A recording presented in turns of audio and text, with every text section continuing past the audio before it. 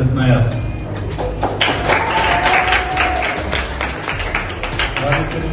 കൂട്ടുകാരും എല്ലാവരും അമൃതയില് ഇപ്പോൾ ബിടെക്കിന് പഠിച്ചുകൊണ്ടിരിക്കുകയാണ്.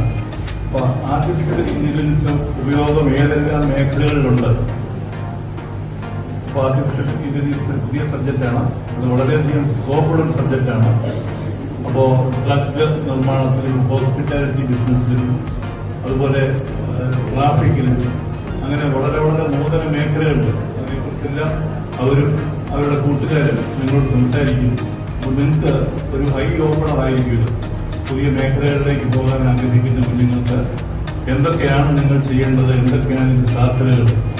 അത് കേരളത്തിലോ ഇന്ത്യയിലോ മാത്രമല്ല, ലോകത്താകമാനം ഡെവലപ്പ് ചെയ്തുകൊണ്ടിരിക്കുന്ന ഒരു ശാഖയാണ് ആർട്ടിഫിഷ്യൽ ഇന്റലിജൻസ്.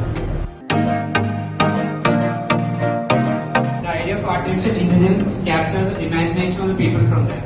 So,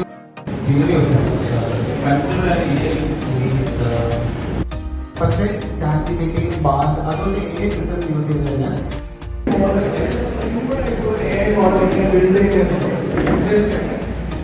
കൊടുത്തു കഴിഞ്ഞ് ഏതാണ് രോഗം അല്ലെങ്കിൽ അതിന്റെ മരുന്ന് എന്താണ്, അതിന്റെ പ്രതിവിധി എന്താണ്, ഇത് പ്രെഡിക്റ്റ് ചെയ്യുക. ക്ലീൻ ചെയ്യുന്നു, ആ മാഗ്നിഫൈങ് ഗ്ലാസ് ക്ലീൻ ചെയ്യുന്നു, എന്നിട്ട് ആ ക്ലൂ അനലൈസ് ചെയ്യുന്നു.